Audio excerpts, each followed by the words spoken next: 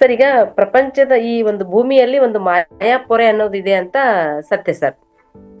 ಈ ಭೂಮಿಯನ್ನ ಎಂಟರ್ ಆಗ್ಲಿಕ್ಕೆ ಅದಕ್ಕೆ ದೇವಾನುದೇವತೆಗಳವರೆಲ್ಲರೂ ಕೂಡ ಅಲ್ಲೇ ಹೊರಗಡೆ ಆ ಒಂದು ಭೂಮಿಯ ವಲಯವನ್ನು ದಾಟಿ ನಿಂತು ನಮ್ಗೆ ಹೆಲ್ಪ್ ಮಾಡ್ತೀವಿ ಅಂತ ಹೇಳ್ತಾರಂತ ಸರ್ ಅವರು. ಹೆಂಗಂದ್ರೆ ಕೆರೆ ದಂಡೆ ಮೇಲೆ ನಾವು ಕುತ್ಕೊಂಡಿರ್ತೀವಿ, ನೀನೇನಾದ್ರ ಮುಳುಗ್ತಿರ್ಬೇಕಾದ್ರೆ ನನಗೆ ಹೇಳಪ್ಪ, ನಾನು ಹೆಲ್ಪ್ ಮಾಡ್ತೀನಿ ಅನ್ನೋ ತರ. ಅದಕ್ಕೆ ಈ ಮಾಯೆಯಿಂದ ಹೊರಗ್ ಬರ್ಲಿಕ್ಕೆ ಏನಾದ್ರೂ ಒಂದು ಪ್ರಾಯೋಗಿಕವಾಗಿ ಏನಾದ್ರು ಮಾಡ್ಬೇಕಾ, ಅಥವಾ ಏನ್ ಮಾಡ್ಬೇಕು ಸರ್? ಸಾಧನೆ ಮಾಡ್ಬೇಕಾ, ಅಥವಾ ಯಾವ ತರ ನಾವು ಮುಂದಕ್ಕೆ ಹೋಗ್ಬೇಕು ಸರ್ ಮಾಯೆಯನ್ನು ದಾಟಿ?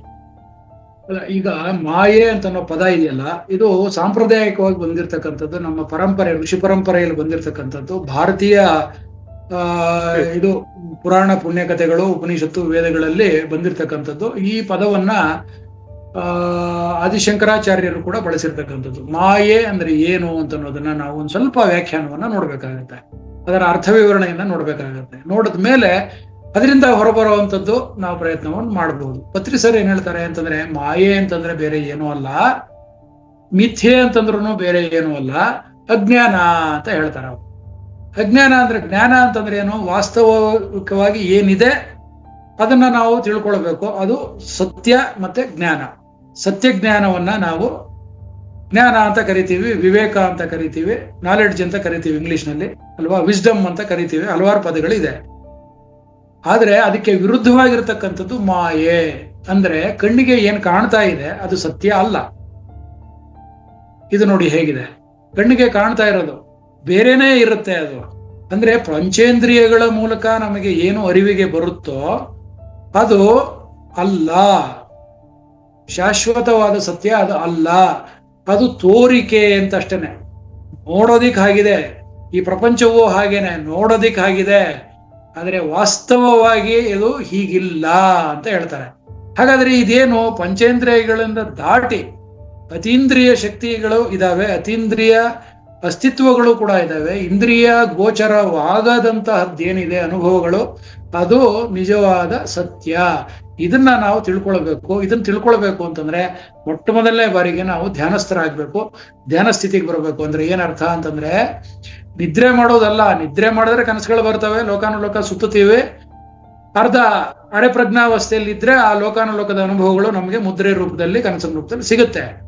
ಪ್ರಜ್ಞೆ ಎಚ್ಚರಿಕೆ ಸ್ಥಿತಿಯಲ್ಲಿ ಇಟ್ಟುಕೊಂಡು, ದೇಹವನ್ನ ಅಲುಗಾಡಿಸದೆ, ಮನಸ್ಸನ್ನ ಶೂನ್ಯ ಮಾಡಿಕೊಂಡು, ಬುದ್ಧಿಯನ್ನ ಸೊನ್ನೆ ಮಾಡಿಕೊಂಡು ಇದ್ರೆ, ಈ ಮೂರು ಸ್ಥಿತಿಯಲ್ಲಿ ಇದ್ದಾಗ, ಅರಿವು ಎಚ್ಚರಿಕೆ ಸ್ಥಿತಿಯಲ್ಲಿ ಇದ್ದಾಗ ತಾನಾಗೇ ವಿಸ್ತಾರ ಆಗ್ತಕ್ಕಂಥ ಈ ಸೂಕ್ಷ್ಮ ಶರೀರ ಯಾನ ಇದೆಯಲ್ಲ, ಆಗ ನೋಡಿ ಎಲ್ಲ ಸತ್ಯಗಳು ಕೂಡ ನಮ್ಗೆ ಅರಿವಿಗೆ ಬರುತ್ತೆ. ಇದು ನಿಜವಾಗಿಯೂ ಕೂಡ ಮಾಯೆಯಿಂದ ಹೊರಬರ್ತಕ್ಕಂಥ ಕೆಲಸ, ಅಂದ್ರೆ ಜ್ಞಾನವನ್ನ ಪಡ್ಕೊಳ್ತಕ್ಕಂಥ ಕೆಲಸ. ಪ್ರತ್ಯಕ್ಷವಾಗಿ ನಾವು ಅದನ್ನ ಮಾಡಬೇಕು.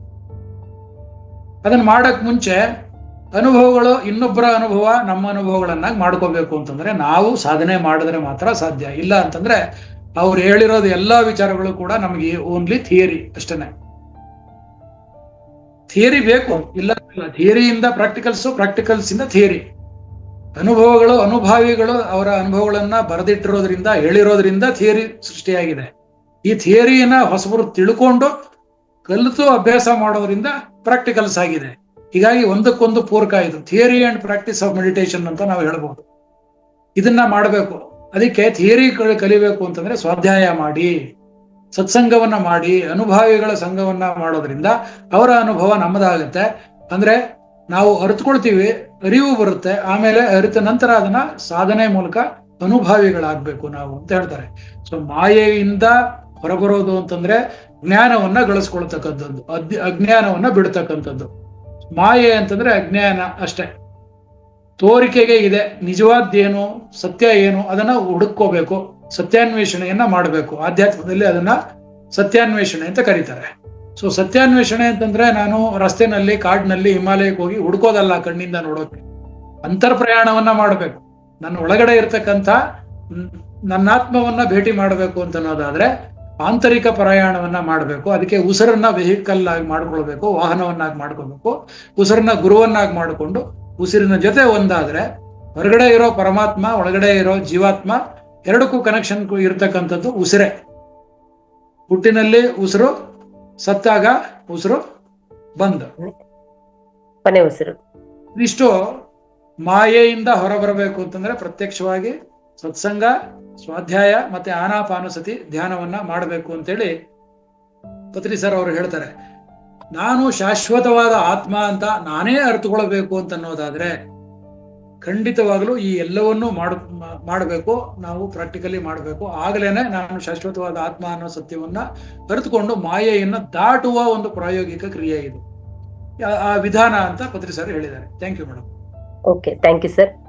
ಬಹಳ ಅದ್ಭುತವಾದಂತ ಇದು ಉತ್ತರ ಅನ್ನೋದಕ್ಕಿಂತ ವಿವರಣೆ ಅನ್ಬೋದು ಸರ್. ಇದು ವಿವರಣೆ ಸರ್, ಇದು ಬರೀ ಪ್ರಶ್ನೆ ಉತ್ತರ ಅಲ್ಲ. ಇದು ನಂದಲ್ಲ, ಉತ್ತರ ಹೇಳಿರೋದು ಪತ್ರಿಜಿ ಅಲ್ಲ ಸರ್, ಇದು ಅವ್ರು ಏನ್ ಹೇಳಿದ್ದಾರೆ ಹೇಳ್ಬಿಟ್ಟು ಅದಕ್ಕೊಂದು ವಿವರಣೆ ಕೊಡು ಅಷ್ಟೇ. ನಿಜ ಸರ್, ಬಹಳ ಅದ್ಭುತವಾದಂತ ವಿವರಣೆ ಸರ್.